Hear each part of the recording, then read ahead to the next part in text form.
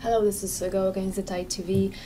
We have a special guest in America. We are together with Pastor Paweł Chojecki and CEO of the John Birch Society, the best anti-communist society in the world. Mr. Art Thompson, it's a privilege to have you here in our television for the second time. Oh, it's my pleasure, really. And we are just after the 60th anniversary of the John Birch Society. And that's incredible for us because we've heard from you that you've been facing a lot of critics and problems and, you know, even infiltration in your society. And it's very encouraging for us that we are not alone in the same problems, and you survived such a big amount of time, 60 years. And could you tell us something? What is the phenomenon? How could you explain the phenomenon of the John Birch Society? The what? The phenomenon? The secret. The secret? Yeah. Secret of success. Oh, the secret of success. Well, you know, it's multifaceted. There are many different things that enter into it. Number one is the will to do it. Number two is the enthusiasm of our members. That there are other things as well. We stick to the point. We have a set agenda and we don't deviate. We keep our eye on the ball, in other words. We're single-minded. And the way we are structured has kept us going for a long time too. We are organized in such a way it's so difficult to destroy us. And they've never, the communists and the internationalists have never come up against an organization like that before. So that's a very brief answer to your question. And could you tell us more about your story with the John Birch Society? Well, it's not that interesting. Well, I was raised an anti-communist by my father. When I was 10, 11 years old, my father made me read the life history of the signers of the Declaration of Independence, the Constitution. He had me read the Constitution and the Declaration and understand it. He had me even read George Orwell's 1984, the novel. Oh, yeah. It's not a good book for a 10 or 11-year-old to read because there's some things in there that are a little bit beyond what they should read, but I understood it. I got the gist of it, so to speak. So I grew up an anti-communist, and in Seattle, where I was, we had a lot of communism in Seattle. I mean, it was not unusual for communists to be selling the Worker out on the street, their official organ, their newspaper. And so I saw it everywhere I went. Then I went through school and I realized that my teachers weren't quite teaching me the things that were correct about the civic aspect, the government of the United States, the form of government we had, and that sort of thing. I don't know if it was out of ignorance or by design. It's hard to say. But then when I kind of went through a period of college and that sort of thing, and then in uniform, where I was not that interested in government and so forth. But as soon as I got out of active duty, came home, I could see an attack against this organization called the John Birch Society.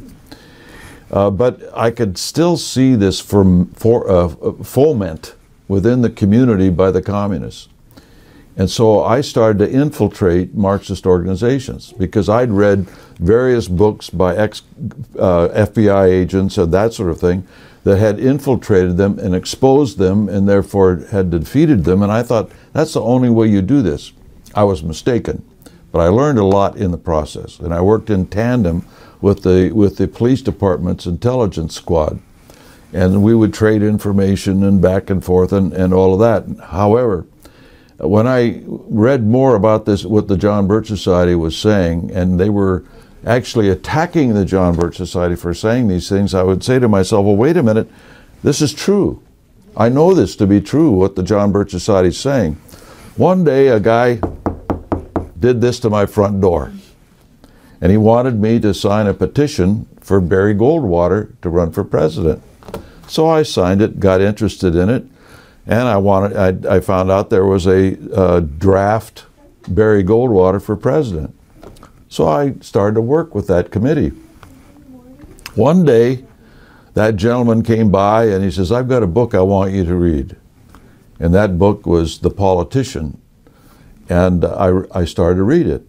And I said, whoa, these are things I didn't know about people in my own government. I thought my government was anti-communist, but certain people in the government were not, that they were helping the communists. So when he came over to my house one day, a few days after he gave me the book, and coincidentally, I was sitting on my couch reading the book when he knocked on the door. He says, "Have you started reading the book?" I said, "Yes." He says, "Well, what do you think?" I says, "It's fantastic. Information I had no idea of, completely documented." And so I looked him in the eye and I said, "Are you a member of the John Birch Society?" He says, "What do you want to know for?" Well, in those days, a lot of people were skittish because of the attack against the Birch Society. I said, "I want to join." So I joined the John Birch Society and then became a very active person, became a volunteer leader, served in every volunteer position there was. They finally asked me to do a special project for the society, which I worked on. They asked me to come on the staff of the society, which I did, and remained on the staff for quite some time. Then after about 12 or 13 years, I quit and formed my own company, actually 2 companies. And then when I reached an age of in the middle 90s, 1990s, I said, I've got to get back full-time into the fight. So I sold my companies and asked them if they wanted me back. They said, yes, we do. And so I went back on the staff of the society and never looked back. I just kept giving more and more responsibility until finally one day I was elected by the board of directors as CEO to run it. So that's it in a nutshell. Only took me, what, 7 minutes? But how many years? Amazing story. During the convention, you said that the main goal of globalists are to establish the global government. Yes, one world government. And to destroy Christianity. Yeah, to eliminate God. Yes, to eliminate God. Yeah, out of everything. Yes, and especially the second goal is familiar with my area of interest, and I would like to ask you what method they use to do the second goal, and what do you like to say Polish pastors, priests, Christian, how to rescue from this threat? Well, first of all, the way they've done that in the United States is to deprive the American people of certain basic fundamental principles of what we call Americanism. The first fundamental issue is in the Declaration of Independence, where it says to the people that our rights come from God. We are endowed by our Creator with certain unalienable rights. Our rights come from God. They don't come from anywhere else. The government doesn't give them to us or anything. It's God gives them to us. And that fundamental right has been negated within the public school instruction over the years, to where most people don't know that today. And that was the beginning of taking God out of the equation. And just slowly but surely, they planted the idea that it was unfair to promote the Bible and Christianity and God in the schools. For instance, one organization that was begun back in the 1830s in this country is called Skull and Bones. That's really the name of the organization. The co-founder of Skull and Bones lost a race for governor of the state of Ohio back before the Civil War because he wanted to take the Bible out of the schools, you see. And so the first thing was, we're going to maybe change the Bible a little bit. We want to get it out of the schools because after all, that's imposing a religion upon the kids, and so on and so forth. They finally got the Bible out of the schools. And slowly but surely they started to take it away from everywhere else. We have buildings and institutions all over this country, for instance, that have scripture above the lintel, you know, that says, "In God we trust," and that sort of thing, or even the Ten Commandments. Well, those things are beginning to disappear, although there's a movement now in our country to bring them back. And in some states it's already been a success, where they've said that every school in our state has to have a prominent sign in the school that we are one nation under God, that kind of thing. And let's come back to the 60th anniversary of the John Birch Society. What are your dreams about the future of the John Birch Society and about the United States of America?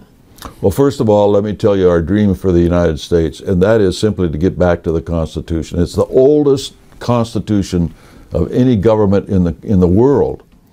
And that Constitution was formulated not to delineate the government, but to limit the government. In other words, these are the rights of the people, and we are establishing a government to protect those rights and the independence of the American people, and we give you the permission to do these very specific things, but nothing else. In other words, you can only do this, you can only grow so big, and the rest of it is up to the people. Freedom. As long as an individual or a business or institution is allowed to do anything they want, as long as they don't violate the right of the other individual and the other institution and the other property and that sort of thing. That's freedom. And we were a moral people. I mean, everything we did in the United States was based on our religion primarily. It was carried into business as well as our personal and family lives. It was carried into government. And people understood that. They don't understand that today because of this attack on God and everything else. So what we want to do is to get the government back to the constitutional level. If we had that, our government would only be 20% of the size it is today. Another thing that we want is that the government of the United States mind its own business. We are not the world's policemen. We may be friendly with people and allied with them and that, but we cannot, go to war with everybody in the world. That is one of the concepts of the conspiracy we fight. They did it back in the 1830s and 40s and 50s, the idea that we're going to conquer the rest of the world in the name of democracy, to make this one world government. And then it kind of phased out because of our Civil War. But as far as the society is concerned, what we have in the future is just keeping on, keeping on.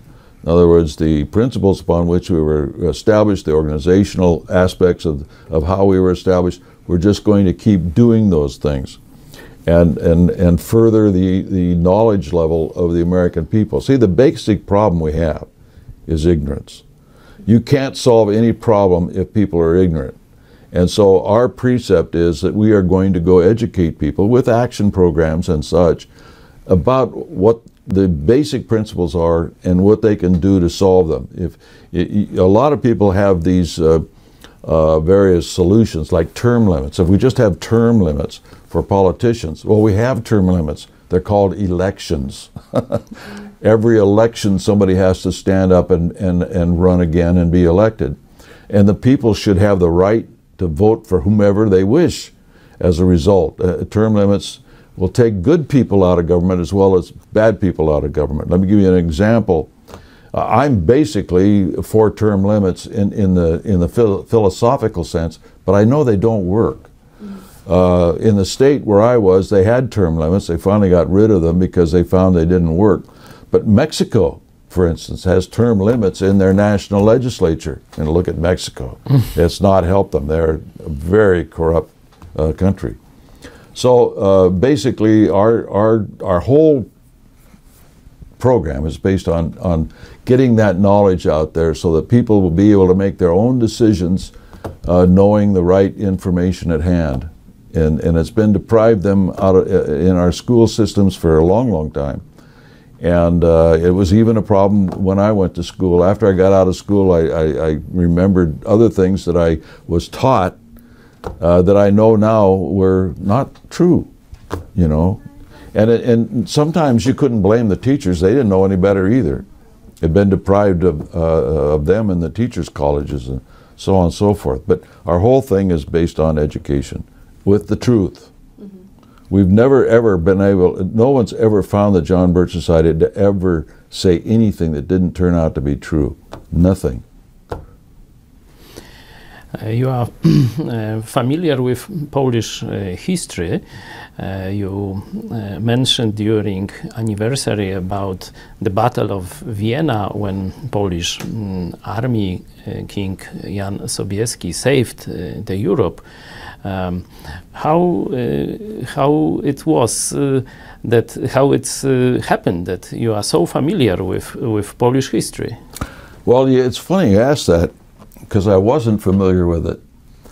And then you invited me over last year. Oh, yeah. And I said, you know, I really don't know much about Poland. So I got some information and started to look at it and realized, whoa, these are things I had no idea of, the glorious history of Poland. You see, because there's been an underground campaign, if you would, in the United States to demean Poles in Poland. You had Polish jokes, you know, that they were the stupid people and that sort of thing. And so, you know, and I think it was because of the wonderful history that you do have and the potential your country has to be a real leader in Europe and a light to the world that this has happened. So anyway, that's how I found out. Yeah, didn't learn it in school. Yeah, and maybe the last one question. My father gave the lecture during the 60th anniversary of the John Birch Society, and what are your impressions after this lecture? Well, I only heard one of them because I was in a board meeting, but let me answer it this way. My impression is what I got from the attendees there, what they were talking about his talk. And it wasn't just his talk, it was his personality and demeanor. They really liked his talks, but all of you folks that have been here, all I hear constantly, what wonderful people, what wonderful people. And that's really it. They realize that you speak the truth. They like people who speak the truth. And that you have no animosity, really. You know, you're doing it out of love. You're an enemy of communism because you love freedom. Amen. That kind of thing, you see. So that's what they appreciate. Mm-hmm. And maybe one more. Why do you love freedom? Why do I love freedom? Because I'm a cantankerous guy that wants to do what I want to do. I don't want people telling me, oh, you can't do that, you know. I've been that way all my life. I was not a very good student to these poor teachers that had me in their room. So, but really, freedom is really of God, you know. And that's the thing that a lot of people don't seem to understand, that every time you don't have freedom, the root is against God. The people that impose these things are against God. God wants us to be free within bounds, but it's a freedom, and those bounds come from within. You know, that I am self-disciplined.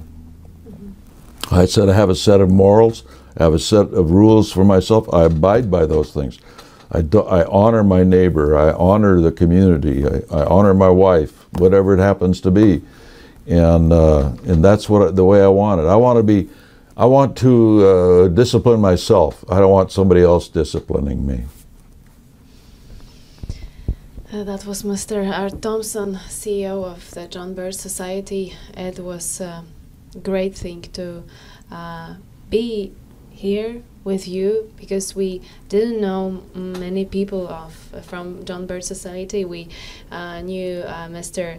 Dan Saxon from Illinois and Mr. Art Thompson, because we invited you to Poland. And now when we are here and we get to know these people, we have the same impressions like you have from Poland and Go Against the Tide people. So we are very thankful for your hospitality and for everything. Well, you know, people of God get along no matter where they come from, right? Amen. Yeah. And as you know, our friends from Poland would like us to come with hope. And thank you for giving us this hope in a big amount. Thank you. Yeah, our pleasure, really. Thank you. So this was a special program from America to Go Against the Tide TV. Thank you so much, and we will be in touch, and we hope to come to Poland safely. Goodbye. Goodbye. Thank you.